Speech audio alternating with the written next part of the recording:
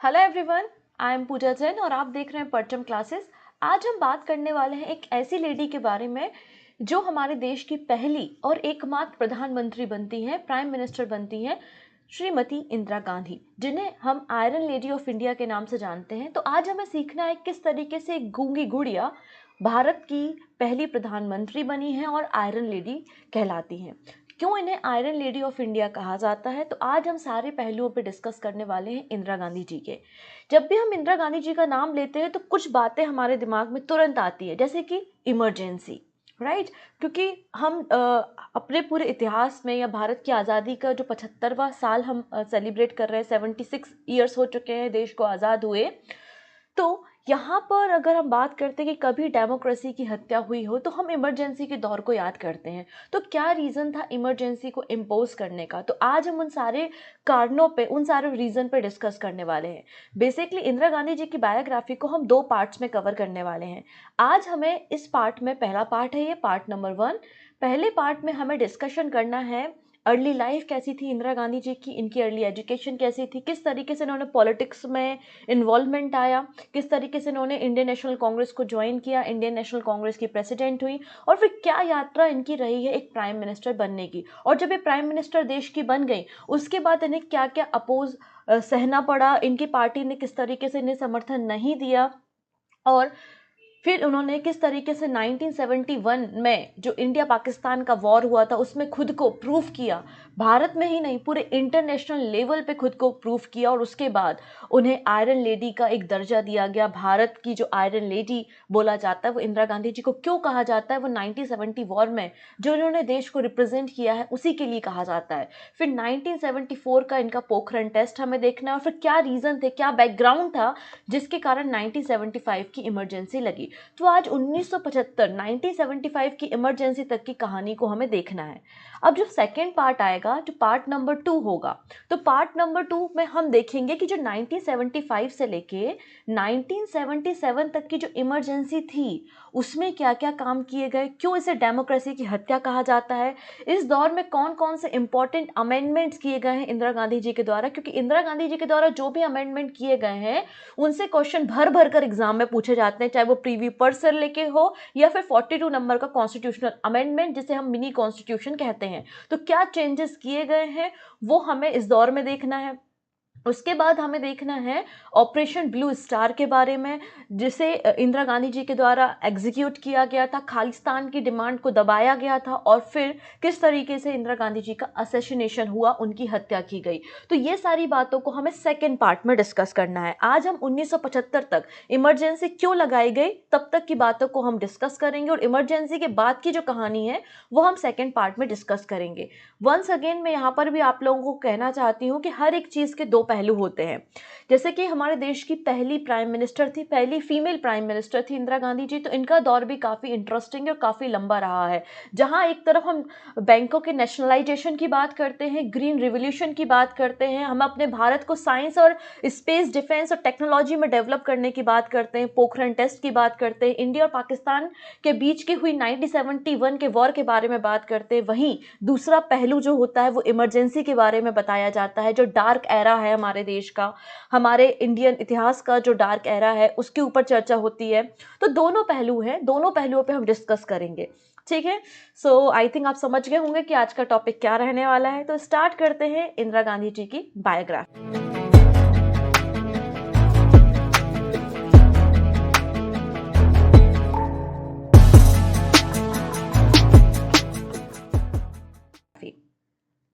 सबसे पहले बात करते हैं, इंदिरा गांधी जी हमारे देश की 3rd नंबर की प्राइम मिनिस्टर होती हैं और एक बहुत ही स्ट्रॉन्ग पॉलिटिकल लीडर के रूप में उभर कर आती हैं। इंदिरा गांधी जी ने हमारे देश को एज अ प्राइम मिनिस्टर, हालांकि काफ़ी सारे पोर्टफोलियो उन्होंने संभाले हैं जो हम वीडियो के लास्ट में देखने वाले हैं। तो इंदिरा गांधी जी हमारे देश की पहली बार प्राइम मिनिस्टर 1966 में बनती हैं और फिर 1984 तक हमारे देश की प्राइम मिनिस्टर रहती हैं। लेकिन बीच के कुछ साल हैं, अगर आप 1977 से 1980 तक का समय उठाते हैं तो उन कुछ सालों में मोरारजी देसाई की गवर्नमेंट आती है, ठीक है। 1984 तक जब उनका असैसिनेशन होता है, जब उनकी हत्या की जाती है, तब तक हमारे देश की प्रधानमंत्री इंदिरा गांधी जी रहती हैं। इंदिरा गांधी जी हमारे देश के 3रे नंबर की प्राइम मिनिस्टर है। पहले नंबर पे आपने देखा है कि इनके father Pandit Jawaharlal Nehru ji prime minister होते हैं, जो हमारे देश के सबसे लंबे समय तक रहने वाले प्रधानमंत्री हैं। सेकंड नंबर पे लाल बहादुर शास्त्री जी, जब नेहरू जी की नेहरू जी का निधन हो जाता है, तो नेहरू जी के निधन के बाद मतलब 1964 के बाद लाल बहादुर शास्त्री जी जो है वो हमारे देश के सेकंड नंबर के प्राइम मिनिस्टर बनते हैं। तो शास्त्री जी की भी डेथ 1966 में हो जाती है ताशकंद में, ये बात आप सभी को पता है। वो भी बहुत रहस्यमयी मृत्यु है उनकी। अभी तक सारी बातें खुलकर सामने नहीं आई हैं कि वो नेचुरल डेथ थी या फिर वो एक मर्डर था। जो भी था वो ताशकंद फाइल करके एक डॉक्यूमेंट्री भी है और काफ़ी कुछ यहाँ पे डेटा आपको देखने को मिलेगा। सो 1966 में लाल बहादुर शास्त्री जी की निधन के बाद इंदिरा गांधी जी हमारे देश की प्रधानमंत्री बनती है। इसलिए मैं बोल रही हूँ कि थर्ड नंबर की प्राइम मिनिस्टर हमारे देश में इंदिरा गांधी जी होती हैं, जिन्हें हम आयरन लेडी ऑफ इंडिया के नाम से संबोधित करते हैं, जानते हैं। इंदिरा गांधी जी का जन्म 19 नवंबर 1917 में 19 नवंबर 1917 में इलाहाबाद, वर्तमान के प्रयागराज में होता है। कश्मीरी ब्राह्मण परिवार से इंदिरा गांधी जी बिलोंग करती हैं। ठीक है, इनके फादर का नाम पंडित जवाहरलाल नेहरू होता है और माता का नाम कमला नेहरू होता है। पंडित जवाहरलाल नेहरू जी हम सभी जानते हैं एक बहुत ही स्ट्रॉन्ग पॉलिटिकल लीडर होते हैं, हमारे देश के पहले प्रधानमंत्री भी होते हैं। मतलब आप समझ सकते हैं कि जवाहरलाल नेहरू जी और कमला नेहरू जी की एकमात्र बेटी होती हैं इंदिरा गांधी। तो आप समझ सकते हैं कि कितने लाड प्यार में उन्हें पाला गया होगा, पाल पोस के बड़ा किया होगा। और जब वो पंडित जवाहरलाल नेहरू जी की डॉटर है, तो आज़ादी से पहले इनका जन्म हुआ है, तो आज़ादी में भी कंट्रीब्यूशन आपका पंडित जवाहरलाल नेहरू ने दिया है और इंदिरा गांधी जी ने भी दिया है। तो जब वो छोटी थी तब उनका मिलना जुलना वो देखती थी कि किस तरीके से बड़े बड़े पॉलिटिकल लीडर घर में आते हैं नेहरू जी से मुलाकात करने। और नेहरू जी को भी कई बार जो है पूरे यात्रा में पूरे के पूरे फ्रीडम मूवमेंट में कई बार जेल जाना पड़ा, तो पुलिस का आना जाना भी उनके घर में लगा होता था। तो वो हमेशा उन चीज़ों को ऑब्जर्व करती थी, एनालिसिस करती थी और देखती थी। तो उन सारी चीज़ों का भी उनके जीवन में काफ़ी इन्फ्लुएंस देखने को आपको मिलेगा।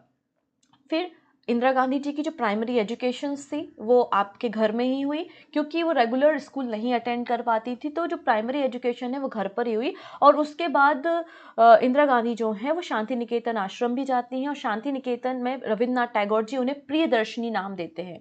तो एक्चुअली जो इंदिरा गांधी जी का नाम होता है वो इंदिरा प्रियदर्शनी गांधी होता है। तो रविन्द्रनाथ टैगोर जी उन्हें प्रियदर्शनी नाम भी देते हैं और शांति निकेतन में स्टडी करने के लिए जाती हैं और वहाँ पर वो विश्व भारती यूनिवर्सिटी को भी ज्वाइन करती हैं। लेकिन उनकी माता कमला नेहरू जी, उनकी तबीयत खराब रहने लगती है और उनका इलाज चल रहा होता है यूरोप में। तो उसके बाद वो ये विश्व भारती यूनिवर्सिटी को ड्रॉप कर देती हैं और अपनी माता का इलाज करने के लिए, मतलब उनकी देखभाल करने के लिए वो यूरोप चली जाती हैं और यूरोप में जाके वो ऑक्सफोर्ड यूनिवर्सिटी को भी ज्वाइन करती हैं। लेकिन कुछ समय बाद ही 1936 के आसपास आप देखेंगे टीबी की बीमारी के कारण, ट्यूबरक्लोसिस के कारण कमला नेहरू जी का निधन हो जाता है, उनकी डेथ हो जाती है। तो फर्दर जो स्टडी होती है इंदिरा गांधी की वो ऑक्सफोर्ड यूनिवर्सिटी में होती है और यहीं पर उनकी मुलाकात जो है, हालांकि इलाहाबाद के समय से ही फिरोज गांधी जी और इंदिरा गांधी एक दूसरे को जानते हैं, लेकिन एक्चुअली जो मुलाकात है या आप कह सकते हैं कि एक लव स्टोरी है, वो कहाँ पे शुरू होती है, लंदन में शुरू होती है। और उसके बाद जब वो दोनों वापस भारत लौटते हैं तो उसके बाद 1942 में जब हमारे देश में क्विट इंडिया मूवमेंट शुरू होने वाला होता है, उसके कुछ समय पहले ही फिरोज गांधी और इंदिरा गांधी जी की शादी होती है। ठीक है, तो कमला नेहरू जी की काफ़ी यंग एज में, जब इंदिरा गांधी काफ़ी यंग होती हैं, उस समय उनकी डेथ हो जाती है टीबी की बीमारी के कारण और वो ऑक्सफोर्ड यूनिवर्सिटी में पढ़ रही होती हैं। लेकिन जब कुछ सर्कमस्टेंसेस कुछ ऐसे बनते हैं और हमारे देश में कुछ मूवमेंट ऐसे चल रहे होते हैं जिसके कारण वो डिसाइड करती हैं कि भारत लौट जाना चाहिए, तो वो बीच में ही पढ़ाई को छोड़कर, मतलब अपनी डिग्री कंप्लीट नहीं करती हैं यूनिवर्सिटी ऑफ ऑक्सफोर्ड से, वो पढ़ाई को छोड़कर वापस आ जाती है। हालांकि बाद में अगर आप देखेंगे तो ऑक्सफोर्ड यूनिवर्सिटी के द्वारा उन्हें डिग्री दी गई है।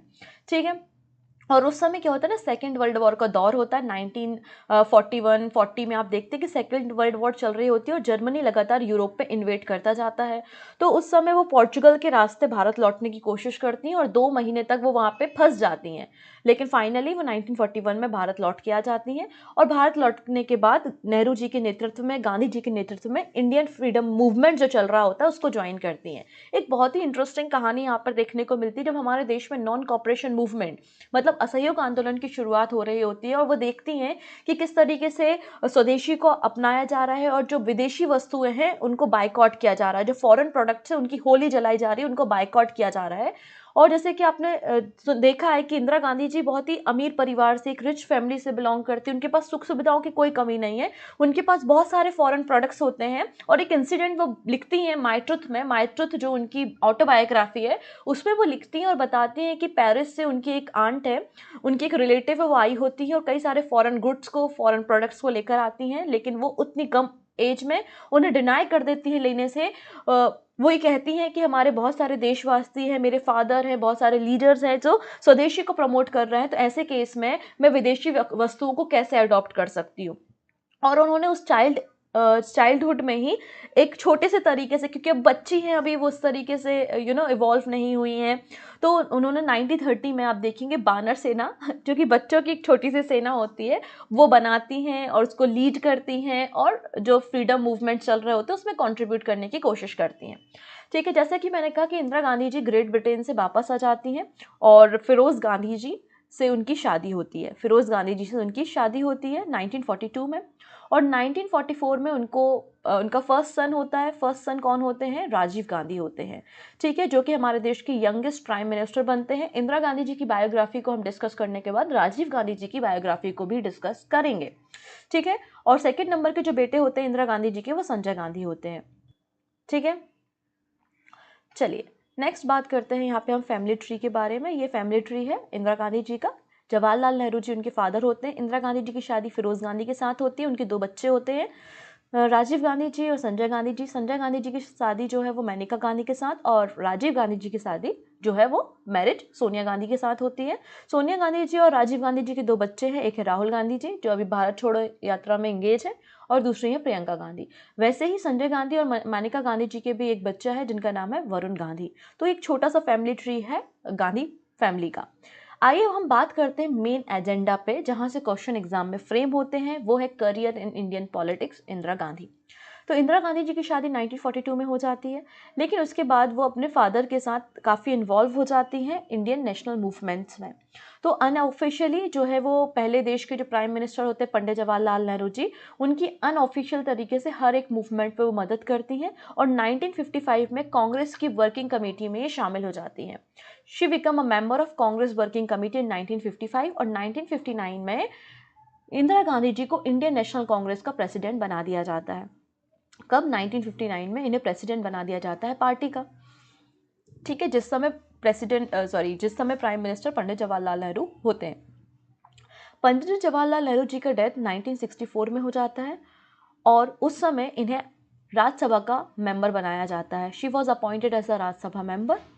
और जब सेकेंड हमारे देश के प्राइम मिनिस्टर बनते हैं लाल बहादुर शास्त्री जी, तो लाल बहादुर शास्त्री जी जब प्राइम मिनिस्टर होते हैं उस समय इन्हें एक पोर्टफोलियो दिया जाता है, क्योंकि अब राज्यसभा की मेंबर बन चुकी हैं तो इन्हें पोर्टफोलियो भी दिया जा सकता है। बिल्कुल, तो इन्होंने ministry of information and broadcasting इस पोर्टफोलियो को सर्व किया है under the ministry of Lal Bahadur Shastri. लेकिन कुछ समय बाद 1966 में लाल बहादुर शास्त्री जी का भी निधन हो जाता है, और फिर कांग्रेस की जो लेजिस्लेटिव पार्टी है, जो कांग्रेस के लीडर है, जिनको आप सिंडिकेट मेनली बोल सकते हो, जो इंपॉर्टेंट लीडर है, उनके सामने 2 रास्ते होते हैं। अब अगला व्यक्ति कौन होगा जिसे हम अपने देश का प्रधानमंत्री बनाएं? तो उनके पास 2 ऑप्शन होते हैं, एक होते हैं मोरारजी देसाई और दूसरी होती है इंदिरा गांधी। तो यहाँ पे जो सिंडिकेट के लोग हैं, जो बड़े बड़े लीडर हैं, वो ये सोचते हैं कि अगर मोरारजी देसाई को प्राइम मिनिस्टर बना दिया गया तो जो दूसरे लीडर हैं उनकी पावर कम हो जाएगी, उनकी बातों की इज्जत कम हो जाएगी, उनकी बातों को सुना नहीं जाएगा। तो यहाँ पर इंदिरा गांधी जी हैं, उस समय तक वो ज़्यादा बोलती नहीं है, तो उन्हें लगा कि इंदिरा गांधी को हम प्राइम मिनिस्टर बना देते हैं और उन्हें एक पपेट की तरह हम यूज़ कर सकते हैं, क्योंकि वो ज़्यादा बोलती नहीं है, ज़्यादा उनका इन्वॉल्वमेंट पॉलिटिक्स में नहीं है, उनको इतनी समझ नहीं है पॉलिटिक्स की। हम उन्हें जो ऑर्डर कहेंगे या जो बातें कहेंगे वो ईजिली मान लेंगी, मतलब एक पपेट की तरह आप इंदिरा गांधी को यूज़ कर सकते हैं, ऐसा सिंडिकेट के लोगों ने सोचा, जो कि उनकी सबसे बड़ी भूल थी। और उन्होंने फुल मेजॉरिटी के साथ, 2/3 की मेजॉरिटी के साथ जो है वो इंदिरा गांधी जी को प्राइम मिनिस्टर बना देते हैं, और मोरारजी देसाई जो प्राइम मिनिस्टर के उम्मीदवार होते हैं वो चुनाव हार जाते हैं। इस तरीके से 1967 में इंदिरा गांधी हमारे देश की पहली फीमेल प्राइम मिनिस्टर बनकर बाहर आती हैं। ठीक है, इनफैक्ट उस समय जब इंदिरा गांधी जी की सरकार होती है, जो हमारे देश की पहली प्राइम मिनिस्टर बनती है, तो मोरारजी देसाई जी को डिप्टी प्राइम मिनिस्टर और फाइनेंस मिनिस्टर बनाया जाता है। हालांकि यहाँ पे मोरारजी देसाई और इंदिरा गांधी जी के काफ़ी ज़्यादा कॉन्फ्लिक्ट आपको देखने को मिलेंगे, जिसके बाद मोरारजी देसाई जो फाइनेंस मिनिस्ट्री का पोर्टफोलियो होता है ना, उससे रिजाइन कर देते हैं, और एक एडिशनल चार्ज जो है फाइनेंस मिनिस्ट्री का इंदिरा गांधी संभालती हैं। इसलिए हम बोलते हैं कि हमारे देश की पहली वित्त मंत्री कौन बनती हैं? इंदिरा गांधी बनती है। लेकिन पहली फुल टाइम जो आपकी फाइनेंस मिनिस्टर हैं वो निर्मला सीतारमण ही है, क्योंकि इनके पास तो एडिशनल चार्जेस होते हैं इंदिरा गांधी के पास फाइनेंस मिनिस्ट्री के। क्लियर है? अब क्योंकि बहुत कम बोलती हैं और इसलिए यहाँ पे बहुत सारे जो पॉलिटिकल लीडर होते हैं उनकी खुद की पार्टी के, कांग्रेस पार्टी के, उन्हें गूंगी गुड़िया के नाम से बोलते हैं, उन्हें क्रिटिसाइज करते हैं, गूंगी गुड़िया बोलते हैं। अब यहाँ से यात्रा शुरू होती है किस तरीके से गूंगी गुड़िया आयरन लेडी ऑफ इंडिया बनती है। अब इन्हें देश का प्रधानमंत्री तो बना दिया गया। प्रधानमंत्री बनना ही मात्र काफ़ी नहीं होता है ना। जब इनको 1967 के इलेक्शन के बाद प्राइम मिनिस्टर तो बना दिया गया, लेकिन प्राइम मिनिस्टर बनना अकेले ही काफ़ी नहीं होता। उस समय देश के सामने कई सारी समस्याएं थी। कैसी समस्याएं थी तो देखिएगा, 1962 का वॉर हुआ था, इंडिया चाइना का वॉर। उसका सदमा नेहरू जी बर्दाश्त नहीं कर पाए और 1964 में उनका निधन हो जाता है। 1965 में आप देखते हैं इंडिया और पाकिस्तान का वॉर होता है। जब भी कोई भी लड़ाई होती है तो काफ़ी ज़्यादा उसमें हमारी मिलिट्री इन्वॉल्व होती है, काफ़ी ज़्यादा डिफेंस इक्विपमेंट इन्वॉल्व होते हैं और देश का काफ़ी खर्चा भी होता है। और ऐसा देश जो कुछ समय पहले ही आज़ाद हुआ है, कुछ समय ही पहले आज़ाद हुआ है और बहुत ज़्यादा अनस्टेबिलिटी है ना। ऐसा देश जिसका फॉरेन रिजर्व काफ़ी कम है, एक ऐसा देश जहाँ पे अनएम्प्लॉयमेंट मतलब बेरोजगारी काफ़ी बड़ी समस्या है, लोग भुखमरी से मर रहे हैं, लोगों के पास जो है वो पैसे नहीं है, हमारे पास फूड क्राइसिस है, खाना नहीं है हमारे पास। तो ऐसी कुछ समस्याएं का फेस कर रही थी इंदिरा गांधी की गवर्नमेंट। तो 1967 की जनरल इलेक्शन तो हो गए, लेकिन हमारे देश में इन्फ्लेशन रेट बहुत ज़्यादा है, अनएम्प्लॉयमेंट बहुत ज़्यादा है, फूड क्राइसिस है। तो ये सब चीज़ों को फेस करना पड़ा इंदिरा गांधी को। ठीक है, लेकिन फिर भी किसी तरीके से रायबरेली की कॉन्स्टिट्यूंसी से, रायबरेली कहाँ है? उत्तर प्रदेश में है, उस कॉन्स्टिट्यूंसी से इन्होंने डिफीट किया, उन्होंने लड़ाई की, फाइट किया और जो इनके अपोजिशन में थे उन्हें डिफीट किया और चैलेंज को जीता और इंदिरा गांधी जो है वो हमारे देश की प्राइम मिनिस्टर बनी। तो रायबरेली उत्तर प्रदेश इनकी सीट है, आप याद रखेंगे, इनकी कॉन्स्टिट्यूंसी है। अब सबसे मेजर प्रॉब्लम थी यहाँ पे फूड क्राइसिस। आज हमारे देश के जो यूएसए के साथ संबंध है वो पहले ऐसे नहीं थे। हमेशा यूएसए हो या ब्रिटेन हो हमें क्रिटिसाइज करता था। ब्रिटेन के जो विंस्टन चर्चिल थे, चर्चिल की जो प्राइम मिनिस्टर थे वहाँ के, उन्होंने तो कह ही दिया था कि भारत की जो डेमोक्रेसी है वो ज़्यादा दिन तक चलेगी नहीं, क्योंकि भारत में डाइवर्सिटी इतनी ज़्यादा है कि ऐसे डाइवर्सिटी वाले देश में जहाँ पे इतने डिफरेंट आर्ट हैं, कल्चर हैं, अलग अलग प्रकार के लोग हैं, अलग अलग प्रकार की भाषाएं बोलते हैं, ऐसे देश में तो डेमोक्रेसी चल ही नहीं सकती। तो हमेशा से यूएसए, ब्रिटेन हमें क्रिटिसाइज करते हुए आए हैं और हमारी जो डिपेंडेंसी थी फूड को लेके, ग्रेन को लेके, वो यूएसए पे उस समय थी और यूएसए ने हमें फूड की सप्लाई करना बंद कर दिया। तो हमारे सामने एक बहुत बड़ा फूड क्राइसिस था। तो ऐसे समय में हमारे देश को ज़रूरत थी उस फूड क्राइसिस से उभरने की। हालांकि हमारे देश में ग्रीन रिवॉल्यूशन की शुरुआत हो चुकी थी लाल बहादुर शास्त्री जी के समय, लेकिन उसको सही पैमाने पे एक सही तरीके से पूरे देश में इम्प्लीमेंट करने का काम किसी ने किया है तो वो इंदिरा गांधी ने किया है। तो इंदिरा गांधी जी ने, उनकी कांग्रेस की लीडरशिप में हमने ग्रीन रिवॉल्यूशन को, जो हरित क्रांति है, उसको पूरे देश में इम्प्लीमेंट किया, जिससे हम अपने देश में फूड जो है वो ग्रेन के प्रोडक्शन को बढ़ा सकें और डिपेंडेंट ना होना पड़े हमारे देश को ग्रेन के लिए किसी और देश पे। तो ये इनका विजन था। ये गरीबी को हटाने के लिए सही मायने में बहुत अच्छे तरीके से काम किया है। केवल नारा नहीं दे दिया कि गरीबी हटाओ, जो आज लोग बोलते हैं, केवल नारा नहीं दिया है गरीबी हटाओ का, इन्होंने एक्चुअली ग्राउंड लेवल पे जाके काम भी किया है गरीबी हटाने के लिए। और इनका जो ग्रीन रिवॉल्यूशन है वो स्पेशली पंजाब, हरियाणा और उत्तर प्रदेश के रीजन में आपको देखने को मिलता है, जहाँ पर इन्होंने गेहूं के प्रोडक्शन पे, ग्रेन के प्रोडक्शन पे बहुत जोर दिया है। और आज हमारा देश जो है वो ग्रेन सफिशिएंट है। आज हमें किसी की तरफ देखना नहीं पड़ता कि हमें गेहूं का ट्रांसफ़र करो, जबकि आज हम गेहूं का ट्रांसफ़र या ग्रेन का ट्रांसफ़र दूसरे देशों में करते हैं, हम एक्सपोर्ट करते हैं, अब हम इम्पोर्ट नहीं करते हैं अपने देश में। ठीक है, अब देखिएगा एक और बहुत समस्या थी फाइनेंशियल क्राइसिस या इकोनॉमिक क्राइसिस की। अब देखिएगा, अगर आपको हर एक व्यक्ति को जोड़ना है तो आपको बैंकों की तरफ तो देखना ही पड़ेगा। और उस समय बहुत सारी जो बैंक थी वो आपकी कैसी थी? प्राइवेट बैंक थी। और प्राइवेट बैंक जो होती हैं वो बड़ी बड़ी इंडस्ट्रीज ही उनका फोकस एरिया होता है। रूट लेवल पे या फिर गांव के लेवल पे हर एक ग्रामीण व्यक्ति, हर एक गांव का व्यक्ति बैंक से तभी जुड़ सकता है जब बैंक का नेशनलाइज किया जाए।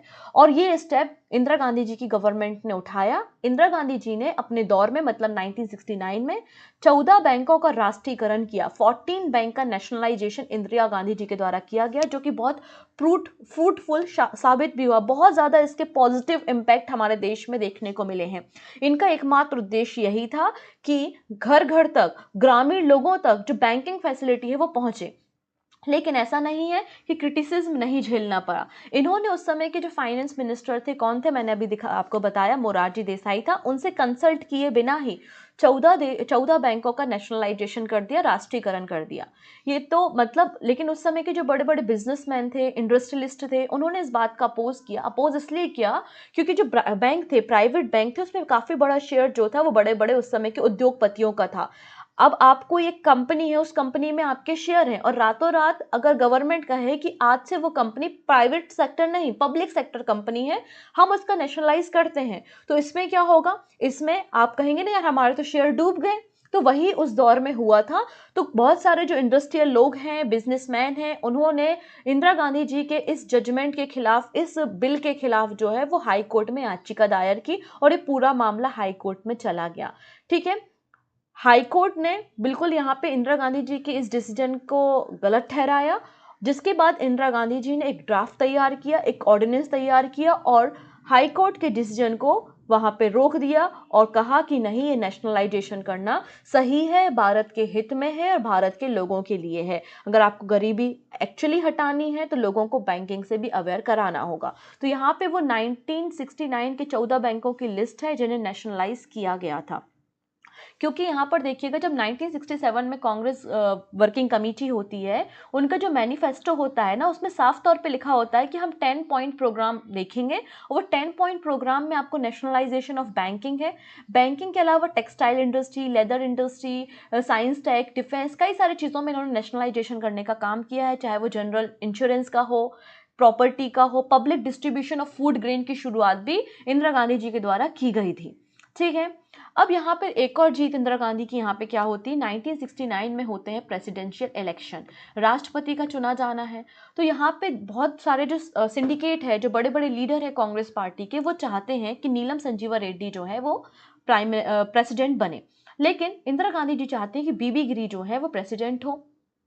तो इंदिरा गांधी के सपोर्ट के कारण बीबी गिरी जो है वो देश के अगले राष्ट्रपति के लिए चुन लिए जाते हैं। तो इससे यहाँ पे स्प्लिट देखने को मिलता है आपको कांग्रेस में। जैसे कांग्रेस में पहले भी कई सारे स्प्लिट हुए हैं, एक और स्प्लिट आपको यहाँ पर इंदिरा गांधी जी की बढ़ती हुई पावर के कारण, जो इनके खुद के पार्टी के लोग थे वो अगेंस्ट हो जाते हैं इंदिरा गांधी के, और इंदिरा गांधी जी के जो जजमेंट्स होते हैं, जो फैसले आते हैं, जो ऑर्डिनेंस वो पास करती हैं, उसके कारण गांधी जी मतलब ये जो कांग्रेस है उसमें आपको स्प्लिट देखने को मिलेगा। तो आइए हम उसी स्प्लिट के बारे में बात करते हैं। तो यहाँ पर कांग्रेस में दो स्प्लिट देखने को मिलेंगे। एक वो लोग हैं जो इंदिरा गांधी को सपोर्ट करते हैं, और एक वो लोग हैं जो इंदिरा गांधी के डिसीजंस को अपोज करते हैं। तो एक है कांग्रेस आर और एक है Congress O. Congress R and Congress O. Congress R के लोग वो हैं जो इंदिरा गांधी के सपोर्टर हैं, और कांग्रेस ओ के लीडर वो हैं, मतलब ओल्ड कांग्रेस। ओ का मतलब है यहाँ पे ओल्ड कांग्रेस, जो इंदिरा गांधी जी के डिसीजंस के खिलाफ होती। तो बहुत सारे बड़े बड़े लीडर हैं जो इंदिरा गांधी के अगेंस्ट हो जाते हैं, लेकिन छोटी छोटी जो रीजनल पार्टी होती हैं और दूसरी पॉलिटिकल पार्टी के सहयोग से 1971 के इलेक्शन में इंदिरा गांधी जी वापस से जीत जाती हैं और वापस से हमारे देश की प्राइम मिनिस्टर बन जाती हैं। ठीक है, तो यहाँ पे आप देखेंगे कि 1971 के इलेक्शन के समय ये इंदिरा गांधी जी हैं और वो देश को संबोधित कर रही हैं, और उस समय उन्होंने स्लोगन दिया, गरीबी हटाओ। पॉलिटिकल पार्टी अपोजिशन कहती है इंदिरा हटाओ, लेकिन मैं उनको काउंटर करते हुए कहती हूँ कि गरीबी हटाओ। तो यहाँ पर आप देखिए, उनका गरीबी हटाओ का नारा जो था, उस समय लोग वैसे ही झूम जाया करते थे, जिस तरीके से आज प्राइम मिनिस्टर मोदी कहते हैं कि अच्छे दिन आएंगे और लोग बड़े खुश हो जाते हैं कि अच्छे दिन आएंगे। वैसे ही इंदिरा गांधी जी ने जब कहा था कि गरीबी हटाओ, तो उस समय के लोग बड़े खुश हो गए थे, और बहुमत से इंदिरा गांधी जी को वापस से प्राइम मिनिस्टर बनाया गया था। तो 1971 में इंदिरा गांधी जी वापस से हमारे देश की प्रधानमंत्री बन जाती हैं। अब प्रधानमंत्री वो बन गई हैं, लेकिन उसी समय में क्या है, जो पाकिस्तान है वो ईस्ट पाकिस्तान पे उसके एट्रोसिटी बढ़ते जा रही थी। ईस्ट पाकिस्तान का मतलब है मेरा बांग्लादेश से। ठीक है, क्योंकि ईस्ट पाकिस्तान पहले पाकिस्तान का ही तो हिस्सा हुआ करता था। तो वेस्ट पाकिस्तान से उनकी जो पॉलिटिकल पावर्स थी, उनके जो नेता थे उनकी एट्रोसिटी, उनके अत्याचार ईस्ट पाकिस्तान के लोगों पर बढ़ते जा रहे थे। तो उस केस में क्या हो रहा था, बहुत सारे ईस्ट पाकिस्तान से लोग हमारे देश में माइग्रेट हो रहे थे। हमारा जो नॉर्थ ईस्टर्न रीजन है वहाँ पर बहुत सारे लोग जो है ईस्ट पाकिस्तान से माइग्रेट होकर भारत में आए। और लगातार ईस्ट पाकिस्तान की जो सेना थी, जिसको हम मुक्ति वाहिनी के नाम से जानते हैं, वो लगातार इंडियन गवर्नमेंट को कह रही थी कि पाकिस्तान के खिलाफ लड़ने के लिए आप हमारी मदद कीजिए और हम आज़ाद होना चाहते हैं, हमारी आज़ादी में हमारा सहयोग कीजिए। हालांकि बहुत सारे लीडर्स जो हैं वो अपोज करते हैं, इंदिरा गांधी जी का सहयोग करने से मना कर देते हैं, लेकिन इंदिरा गांधी जी पीछे नहीं हटती और 1971 में इंडिया पाकिस्तान के वॉर को इनिशिएट करती हैं और जीतती भी हैं, जिसके बाद बांग्लादेश का जन्म होता है, मतलब नया देश बांग्लादेश बनता है। So Indira Gandhi defeated Pakistan in the Indo-Pakistan War. Indo Pakistan war में डिफीट करती है और बांग्लादेश नया देश बनाती हैं, ठीक है।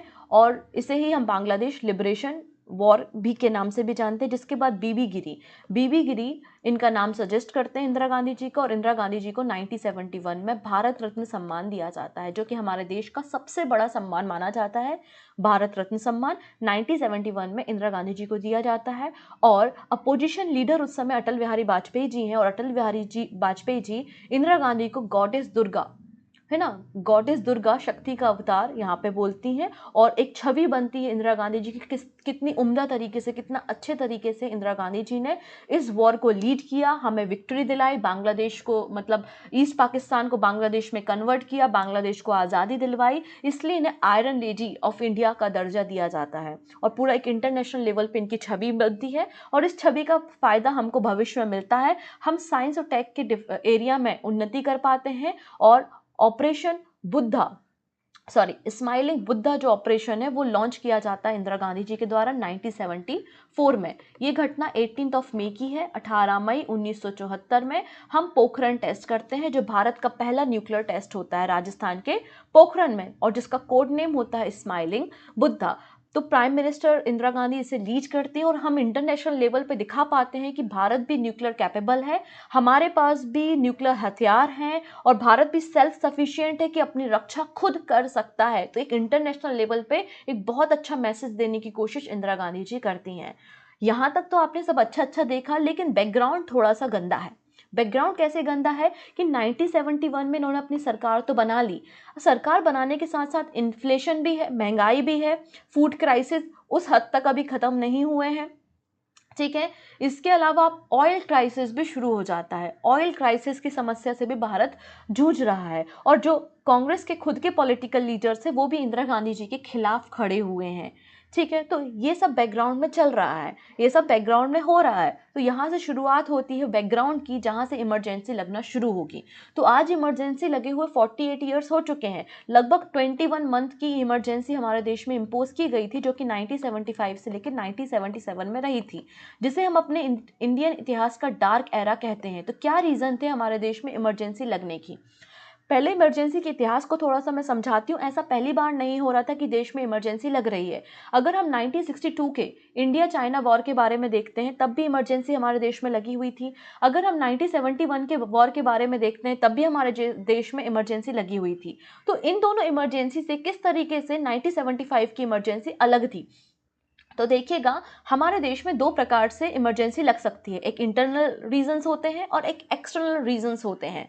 मतलब हमारे देश में अगर आप आर्टिकल 352 में देखते हैं तो इमरजेंसी के क्लॉजेस आपको देखने को मिलेंगे। अगर हमारा देश किसी दूसरे देश में युद्ध करने के लिए जाता है तो इमरजेंसी लग सकती है। अगर कोई दूसरा देश हमारे देश पे हमला कर देता है और वॉर की कंडीशन होती है तो हमारे देश में इमरजेंसी लग सकती है। लेकिन तीसरा जो क्लॉज था वो था इंटरनल डिस्टर्बेंस। अगर हमारे देश के अंदर कोई भी इंटरनल डिस्टर्बेंस हो रहा है ना, तो उस केस में भी इमरजेंसी लग सकती है। तो जो आपकी इंटरनल इमरजेंसी, इंटरनल डिस्टर्बेंस के कारण इमरजेंसी 1975 में लगी थी, इसलिए पहले की दो इमरजेंसी से ये बिल्कुल भी डिफरेंट थी। हालांकि बाद में इंटरनल डिस्टर्बेंस को हमने अपने इंडियन कॉन्स्टिट्यूशन से ही हटा दिया कि बाद में कभी इस आर्टिकल का गलत उपयोग ना हो सके। लेकिन आर्टिकल 352 में जो इंटरनल डिस्टर्बेंस है, उसी के आधार पर आर्टिकल 1975 में जो है वो इमरजेंसी को लगाया गया था। बात क्लियर है? और इस इमरजेंसी पे जो साइन किए थे उस समय के राष्ट्रपति थे फखरुद्दीन अली अहमद। तो फखरुद्दीन अली अहमद जी के द्वारा यहाँ पर इस बिल पे साइन किए गए थे और देश में इमरजेंसी लगाई गई थी। और इमरजेंसी लगाने के साथ साथ ही हमारे देश के जो लोग हैं उनके फंडामेंटल राइट को सस्पेंड कर दिया गया था। बहुत बड़ी तादाद में, ऐसा बताया जाता है कि 1 लाख से ज़्यादा लोगों को अरेस्ट कर लिया गया था, उन्हें बिना बताए कि किस रीज़न से उनको अरेस्ट करा जा रहा है। जितने भी बड़े बड़े लीडर्स थे जो कि इंदिरा गांधी जी की सरकार के खिलाफ प्रोटेस्ट कर रहे थे, इंदिरा को हटाओ, इंदिरा सरकार को हटाओ प्रोटेस्ट कर रहे थे, उन सब बड़ी लीडर को पकड़ के जेल में डाल दिया गया। इनफैक्ट कांग्रेस के ही, इनकी पार्टी के खुद के लीडर थे जो कि इंदिरा गांधी की विचारधाराओं के खिलाफ थे, उनको भी पकड़ के जेल में डालने का काम किया गया। ठीक है, तो हम देखेंगे अगले चैप्टर में कि क्या क्या किया गया इमरजेंसी के दौरान। अभी हमें सीखना है कि इमरजेंसी लगाने के और कौन कौन से रीजन थे। ठीक है, तो आइए एक एक करके हम उन रीजंस को समझने की कोशिश करते हैं। सबसे पहली बात होती है यहाँ पे नवनिर्माण आंदोलन इन गुजरात। तो गुजरात में 1973 में कांग्रेस की गवर्नमेंट गुजरात में काम कर रही थी। ठीक है, और इस गवर्नमेंट पे यहाँ के जो सीएम थे उन पे जो करप्शन के चार्जेस लगे हुए थे। बोला जा रहा था कि मुख्यमंत्री के द्वारा करप्शन बढ़ाया जा रहा है और उन्होंने लगातार पैसे लिए हैं, तो करप्शन के चार्जेस थे। तो इसलिए यहाँ पे बात हो रही थी कि सीएम को हटाओ और जो लेजिस्लेटिव असेंबली है गुजरात की उसको डिसॉल्व करो। इसके अलावा यहाँ के जो स्टूडेंट हैं, जो स्कूल की फ़ीस इंक्रीज़ हुई थी, स्कूल की फ़ीस इंक्रीज़ होने के कारण जो LD college of engineering Ahmedabad के स्टूडेंट थे वो स्ट्राइक पर उतर के आ गए थे, रोड पर आ गए थे। इसके अलावा गुजरात यूनिवर्सिटी के स्टूडेंट ने भी इनको सपोर्ट किया और गवर्नमेंट के खिलाफ यहाँ पर प्रोटेस्ट कर रहे थे। और उसके बाद इस आंदोलन का नाम जो है वो नवनिर्माण मूवमेंट नाम दिया गया, जो कि कांग्रेस के अगेंस्ट या कांग्रेस की एग्जिस्टिंग गवर्नमेंट जो गुजरात में थी उस समय उसके अगेंस्ट से प्रोटेस्ट हो रहे थे और असेंबली को डिसॉल्व करने की बात यहाँ पे कही जा रही थी। तो इन सारी चीज़ों को देखते हुए जब बहुत ज़्यादा क्लैशेस होने लगे, बसों को जला दिया गया, गवर्नमेंट बसेस को जला दिया गया, गवर्नमेंट ऑफिसेस को जला दिया गया, राशन की जो शॉप्स हैं उनको यहाँ पे अटैक किया गया, उन्हें बंद करा दिया गया, रोड पर लोग इस तरीके से उतर के आ गए, तो उस समय इंदिरा गांधी जी ने डिसीजन लिया और उस समय की जो गुजरात असेंबली थी उसको डिसॉल्व कर दिया गया और कहा गया कि अगले जून में जो है, मतलब आने वाले समय में गुजरात में वापस से लेजिस्लेटिव असेंबली के इलेक्शन कराए जाएंगे। क्लियर है? तो इस तरीके से ये डिसीजन लिए गए। तो ये देखा सीखी कि गुजरात में क्या हुआ, अब प्रोटेस्ट करने लगे, सरकार झुक गई और सरकार ने गवर्नमेंट को, लेजिस्लेटिव असेंबली को डिसॉल्व कर दिया और अगले इलेक्शन की डिमांड कर दी, अगले इलेक्शंस कंडक्ट होंगे। इसी की देखा सीखी जो है वो बिहार में भी प्रोटेस्ट शुरू होने लगे। इसी की देखा सीखी जो है वो बिहार में भी प्रोटेस्ट होना शुरू हो गए। तो बिहार के स्टूडेंट भी रोड पर आ गए, वो भी प्रोटेस्ट करने लगे, सिमिलर टू गुजरात। इसे हमने बिहार मूवमेंट नाम दिया। लेकिन इस बिहार मूवमेंट को हमने जेपी मूवमेंट नाम तब दिया 1974 में, जब इस मूवमेंट के साथ लोकनायक जयप्रकाश नारायण जी इन्वॉल्व हो गए, जिसे हम जेपी नारायण भी कहते हैं, और इसलिए फिर हमने इसको जेपी मूवमेंट नाम दिया। इन्होंने बड़ी संख्या में स्टूडेंट को, यूथ को इकट्ठा किया और कई सारे टूर किए नॉर्थ इंडिया में, जिससे और बड़े बड़े लोगों को, इंडस्ट्रियल को, बिजनेसमैन को, यूथ को, है ना, सभी को इकट्ठा किया जा सके और गवर्नमेंट के खिलाफ यहाँ पे प्रोटेस्ट किया। स्टूडेंट को बोला कि स्कूल को, कॉलेज को बायकॉट करो, ठीक है ना, बायकॉट करने की बात यहाँ पे की गई। और एक तरीके से आर्मी को भी लेटर लिखा इन्होंने कि जो भी सरकार अगर आपको ऑर्डर देती है तो आप उसको मानने से मना कर दो। एक तरीके से सिविल डिसओबिएंट मूवमेंट की शुरुआत जेपी नारायण जी के द्वारा कर दी गई और यहाँ पर इसे नाम दिया गया टोटल रिवॉल्यूशन। एक बहुत बड़ी रैली निकाली गई थी 1974 में पटना में और फिर इसे नाम दिया गया, इस पूरे मूवमेंट को नाम दिया गया टोटल रिवॉल्यूशन। टोटल रिवॉल्यूशन यहाँ पे नाम दे दिया गया। बड़ी संख्या में लोगों ने यहाँ पे धरना देना शुरू कर दिया और यहाँ पे डिमांड उठने लगी कि बिहार की जो असेंबली है उसको भी डिसॉल्व कर दिया जाए। लेकिन इंदिरा गांधी जी ने कहा ये तो डेमोक्रेसी की आप हत्या कर रहे हो, ऐसा थोड़ी ना है कि हर कहीं आप लोग हर एक स्टेट में प्रोटेस्ट करने लगो और आप सरकार को गिराने लगो, हर कहीं हम इलेक्शन थोड़ी ना कराएंगे। तो इंदिरा गांधी जी ने मना कर दिया, इंदिरा गांधी जी ने मना कर दिया और एक चैलेंज किया। एक चैलेंज ये किया कि अगर आप हमको मतलब टक्कर देना चाहते हैं और आपको लगता है कि हमारी सरकार गलत कर रही है तो एक काम कीजिए, 1976 में इलेक्शन होंगे, आप उन इलेक्शंस में जो है हमारे अपोजिशन में खड़े हो जाइए और आप हमको उन इलेक्शन में चैलेंज कीजिए। Indira Gandhi criticise the JP movement and challenge him to face her in the general election of March 1976। इस तरीके से यहाँ पर मना कर दिया गया था लेजिस्लेटिव असेंबली को डिसॉल्व करने के लिए। तो ये प्रोटेस्ट भी देश में चल रहे थे और उस समय होती हमारे देश की सबसे बड़ी रेलवे स्ट्राइक। ठीक है, तो सबसे बड़ी रेलवे स्ट्राइक के ऊपर भी चर्चा कर लेते हैं। तो रेलवे के जो वर्कर्स हैं वो अपने वेजेस को, अपने जो पैसा मिलता है उनको इंक्रीज करना चाहते हैं। रेलवे के कर्मचारी अपनी फैसिलिटी को थोड़ा सा इंप्रूव करना चाहते हैं, इसलिए बड़े पैमाने पे जो है वो रेलवे प्रोटेस्ट किया जाता है। रेलवे प्रोटेस्ट जो है वो 8 से लेकर 27 मई 1974 में चलता है और लगभग 1.7 मिलियन 17 लाख वर्कर्स जो होते हैं रेलवे के वो प्रोटेस्ट करते हैं। आज तक के इतिहास में ये वर्कर्स की सबसे बड़ी स्ट्राइक मानी जाती है और इसको लीड कर रहे होते हैं जॉर्ज फर्नांडिस। ठीक है, तो यहाँ पर लगभग 3 हफ्तों तक ये स्ट्राइक चलती है, लेकिन उसके बाद इंदिरा गांधी जी अपना आपा खोल देती हैं और लोग यहाँ पे पुलिस फोर्स को डिप्लॉय करती हैं। बड़ी संख्या में जो वर्कर्स होते हैं रेलवे के उनको अरेस्ट कर लिया जाता है और उसके बाद इस रेलवे प्रोटेस्ट को क्या कर दिया जाता है, दबा दिया जाता है। तो देखिएगा, एक तरफ तो इन्फ्लेशन है, अनएम्प्लॉयमेंट रेट है, ऑयल क्राइसिस है, फिर गुजरात का आंदोलन हो गया, जेपी आंदोलन हो गया और ये आपकी रेलवे प्रोटेस्ट हो गई। लेकिन एम मुद्दा जो सबसे स्ट्राइक पॉइंट आता है जिसके बाद इंदिरा गांधी जी इमरजेंसी डिक्लेयर कर देती हैं, वो आता है एक केस का वर्डिक्ट। वो केस कौन सा है? इंदिरा गांधी वर्सेस राजनारायण का केस। जैसे कि कुछ समय पहले मैंने आपको बताया था, इंदिरा गांधी जी इलेक्शन कहाँ से लड़ा करती थी? रायबरेली कॉन्स्टिट्यूंसी से लड़ा करती थी और उनके अपोजिशन में कौन थे? राजनारायण थे। राजनारायण जी भी एक फ्रीडम फाइटर रहे हैं, लेकिन राजनारायण जी को बेसिकली अगर याद किया जाता है तो इसी केस के लिए याद किया जाता है। तो 1971 के इलेक्शन में दो लोग रायबरेली से चुनाव लड़ रहे थे, एक इंदिरा गांधी है और एक राजनारायण है। तो इंदिरा गांधी जी इलेक्शन को जीत जाती हैं और राजनारायण जी कहते हैं कि इंदिरा गांधी जी ने ये इलेक्शन गलत तरीके से जीता है। तो एक पिटीशन फाइल करते हैं, प्रोटेस्ट करते हैं, लोगों को इकट्ठा करते हैं और एक पिटीशन इलाहाबाद हाई कोर्ट में फाइल करते हैं against the Indira Gandhi 1971 election. और ये इलाहाबाद हाई कोर्ट में पूरा मामला चल रहा होता है और उसी समय इलाहाबाद हाई कोर्ट का वर्डिक्ट आ जाता है और इलाहाबाद हाई कोर्ट कहता है कि 1971 का जो इलेक्शन है हम उसको नल एंड वॉइड डिक्लेयर करते हैं। इलेक्शन को हम क्या डिक्लेयर करते हैं? नल एंड वॉइड डिक्लेयर करते हैं। इसका ये मतलब हुआ कि इंदिरा गांधी जी अब प्राइम मिनिस्टर नहीं रहेंगी और इंदिरा गांधी जी को अपनी गद्दी को छोड़ना पड़ेगा। ठीक है, ये बात यहाँ पे कही जाती है। तो आइए इसके बाद क्या कहानी बनती है, क्या पिक्चर बनती है, वो हम देखते हैं। तो देखिएगा, हालांकि जो 1971 के इलेक्शन हुए हैं, इंदिरा गांधी जी पे 14 क्राइम इनके अगेंस्ट लगाए जाते हैं हाई कोर्ट में, जिनमें से 2 क्राइम्स पे इनको गिल्टी पाया जाता है। 14 में से 2 क्राइम्स पे इनको गिल्टी पाया जाता है। पहला क्राइम ये होता है कि जितना बजट आपको दिया गया, आपने इलेक्शन में उससे ज़्यादा बजट को खर्च किया, उससे अधिक पैसे आपने यहाँ पे खर्च किए हैं इलेक्शन में, पहली चीज़। और दूसरी बात, इनके जो कैंपेन के लीडर होते हैं वो एक गवर्नमेंट सर्वेंट होते हैं। तो आप अपने किसी भी कैंपेन में किसी गवर्नमेंट सर्वेंट को एज अ कैंपेनर आप यूज़ नहीं कर सकते इलेक्शन में। आज भी हमारे देश में यही प्रोटोकॉल्स चलती हैं।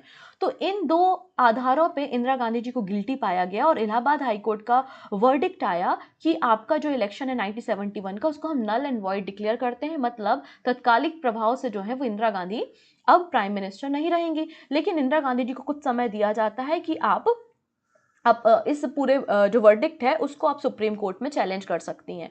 तो इंदिरा गांधी जी इलाहाबाद हाई कोर्ट के वर्डिक्ट को सुप्रीम कोर्ट में चैलेंज करती हैं और सुप्रीम कोर्ट से भी उन्हें इंट्यूशंस मिलते हैं कि ये जो अपहेल्ड किया जाएगा इलाहाबाद हाई कोर्ट का वर्डिक्ट और उनका जो आने वाला समय होगा उसमें 6 साल तक वो कोई भी इलेक्शन नहीं लड़ सकती और ना ही वोट कर सकती हैं, ना ही वो वोट कर सकती हैं। तो इस तरीके से उनको अंदाज़ा हो चुका था कि बहुत जल्दी उनकी सरकार गिर सकती है ना, और आने वाले 6 सालों तक भी वो चुनाव नहीं लड़ पाएंगी। इसलिए तत्कालिक प्रभाव से वो जाती हैं प्रेसिडेंट के पास, प्रेसिडेंट को फ़ोन करती हैं और प्रेसिडेंट को बोलती हैं कि आप तुरंत एक ड्राफ्ट में भेज रही हूँ, आप उस पर साइन कर दीजिए और इमरजेंसी डिक्लेयर कर दीजिए। तो प्रेसिडेंट जो होते हैं वो इमरजेंसी डिक्लेयर कर देते हैं और रेडियो के माध्यम से वो लोगों को कन्वे करती हैं कि फ़खरुद्दीन अली अहमद, मतलब हमारे राष्ट्रपति के द्वारा हमारे देश में इंटरनल डिस्टर्बेंस के आधार पर इमरजेंसी डिक्लेयर कर दी जाती है, लेकिन आपको घबराने की ज़रूरत यहाँ पर नहीं है। तो ये वही घटना होती है कि 1975 में इमरजेंसी को हमारे देश में इम्पोज कर दिया जाता है। तो बैकग्राउंड में कुछ इतने सारे रीज़न चल रहे होते हैं जिसके कारण इमरजेंसी को इम्पोज किया जाता है। इमरजेंसी इम्पोज करने के बाद क्या है, बड़े बड़े जितने लीडर हैं, चाहे वो जेपी नारायण जी हों, राम मनोहर लोहिया जी, लाल कृष्ण आडवाणी जी, बड़े बड़े लीडर, सबको जेल में डाल दिया जाता है। तो ये जो जेपी मूवमेंट, स्ट्राइक, प्रोटेस्ट देश में चल रहे हैं वो सब बंद हो जाते हैं। तो लोग यहाँ पे मतलब लोगों ने बुक्स भी लिखी हैं, लोग बातें भी करते हैं कि इमरजेंसी के दौर में कुछ अच्छा हुआ हो या ना हुआ हो, ये चीज़ें अच्छी हुई हैं कि सारे बिजनेस प्रॉपरली चल रहे थे, इंडस्ट्री प्रॉपरली चल रही थी, इकोनॉमिक ग्रोथ हो रही थी और ट्रेन टाइम पे आती थी, क्योंकि सारे वर्कर्स, आपने प्रोटेस्ट खत्म कर दिया, अब कोई प्रोटेस्ट नहीं है, कोई डिले नहीं है, लोग टाइम से ऑफिस आते हैं, टाइम पे अपना काम खत्म करके घर चले जाते हैं। तो लोगों ने इस तरीके से अपनी बुक्स में ये सारी बातों को भी मेंशन किया है कि इमरजेंसी के समय हालात कैसे बन चुके थे। ठीक है, तो इमरजेंसी लग जाती है। अब इमरजेंसी लगने के बाद हमारे देश में क्या क्या चेंजेस होते हैं, कौन कौन से अमेंडमेंट होते हैं, वो हम सेकंड पार्ट में डिस्कस करेंगे। लेकिन तत्कालिक प्रभाव से जैसे ही इमरजेंसी डिक्लेयर की जाती है तो जितने भी पब्लिशिंग हाउस होते हैं ना, उनकी इलेक्ट्रिसिटी काट दी जाती है, जिससे अगले दिन वो न्यूज़पेपर पब्लिश ना कर पाए। और न्यूज़पेपर की जो एजेंसीज होती है वहाँ पर कांग्रेस का एक एक व्यक्ति को बिठाला जाता है कि सेंसर करके, मतलब जो भी पब्लिश हो रही है न्यूज़, जो भी न्यूज़पेपर में न्यूज़ आ रही है, उसको आप देखो कि गवर्नमेंट के खिलाफ तो कोई बातें उसमें नहीं लिखी जा रही हैं। तो इस तरीके से एक राइट जो होता है, फ्रीडम का राइट, स्पीच का राइट, उसको यहाँ पे सस्पेंड कर दिया गया था ड्यूरिंग द इमरजेंसी। बात क्लियर हुई? तो इस तरीके से हमारे देश में इमरजेंसी लगा दी जाती है। ओके, जो कि मोस्ट कंट्रोवर्शियल टाइम होता है इंडियन हिस्ट्री का। तो ये बातें अब क्या हुई हैं वो अगले वीडियो में हम डिस्कस करेंगे। अभी हम यहाँ पे कुछ वन लाइनर देख लेते हैं जो कि पूछे जा सकते हैं एग्जाम में। तो सबसे पहली बात है यहाँ पर कि बीबीसी के द्वारा women of millennium Indira Gandhi ji को कब दिया गया था? 1999 में। तो वीमेन ऑफ मिलेनियम कहा जाता है इंदिरा गांधी जी को, बीबीसी ने टाइटल 1999 में दिया था। अब यहाँ पर कांग्रेस के प्रेसिडेंट थे DK बारू। उन्होंने इंदिरा गांधी जी को क्या कहा है? तो India is Indira and Indira is India. ये स्टेटमेंट याद रखेंगे, उस समय के कांग्रेस प्रेसिडेंट DK बारू का है। किस यूनिवर्सिटी से इंदिरा गांधी ने ड्रॉप आउट कर लिया था? तो आंसर हो जाएगा विश्व भारती यूनिवर्सिटी से। इंदिरा गांधी जी का मेमोरियल कहाँ पर है? तो शक्ति स्थल जो है वो इंदिरा गांधी जी का मेमोरियल है। इसके अलावा कौन कौन से पोर्टफोलियो इंदिरा गांधी जी ने होल्ड किए हैं? तो ministry of finance, additional charges थे। मिनिस्ट्री ऑफ डिफेंस के भी एडिशनल चार्जेस थे। Ministry of home affairs, ministry of external affairs था। मिनिस्ट्री ऑफ इंफॉर्मेशन ब्रॉडकास्टिंग था लाल बहादुर शास्त्री जी के समय। फिर एटॉमिक एनर्जी और मिनिस्ट्री ऑफ स्पेस भी इन्होंने संभाला है और प्लानिंग कमीशन की चेयरमैन की तरह भी इंदिरा गांधी जी ने काम किया है। तो ये सारे पोर्टफोलियो प्राइम मिनिस्टर के अलावा इन्होंने सर्व किए हैं हमारे देश में। इंदिरा गांधी जी की एक ऑटोबायोग्राफी है, वो हम देखेंगे कौन सी है, माय ट्रुथ। यहाँ पे इंदिरा गांधी जी की ऑटोबायोग्राफी है। इसके अलावा कई सारे ऑर्गेनाइजेशन, कई सारे इंस्टीट्यूट के साथ इंदिरा गांधी जी एसोसिएट रही हैं। जैसे कि इंदिरा गांधी जी ने यहाँ पे कमला नेहरू मेमोरियल हॉस्पिटल बनवाया, Gandhi Smarak Nidhi and Kasturba Gandhi memorial trust से इनका एसोसिएशन रहा है। ये चेयरमैन रही हैं, चेयरपर्सन रही हैं स्वराज भवन ट्रस्ट की। इसके अलावा Jawaharlal Nehru university, north eastern university के साथ इनका एसोसिएशन रहा है। एग्जीक्यूटिव बोर्ड ऑफ यूनेस्को की मेंबर रही हैं 1960 से 1964 तक। नेशनल डिफेंस काउंसिल के मेंबर रही हैं 1962 में। ठीक है, तो इस तरीके से कई सारे इंस्टीट्यूट और ऑर्गेनाइजेशन के साथ भी इंदिरा गांधी जी का एसोसिएशन रहा है। इंदिरा गांधी जी ने राज्यसभा के मेंबर के रूप में 1964 से 1967 तक सर्व भी किया है। 4 बार ये लोकसभा में भी रही है, 4th, 5th और 6th सेशन में। इसके अलावा इनकी जो कॉन्स्टिट्यूंसी थी वो रायबरेली थी यूपी की, और मेडक था आंध्र प्रदेश का। इन 2 कॉन्स्टिट्यूंसी से इन्होंने इलेक्शन भी लड़े हैं समय समय पर। तो ये कुछ बातें थी। अब अगला जो पार्ट है, हम आगे की कहानी को डिस्कस करेंगे इंदिरा गांधी जी की। तो मिलते हैं नेक्स्ट सेशन में, part number 2, biography of Indira Gandhi. तब तक अपना ध्यान रखेंगे। Take care and bye bye.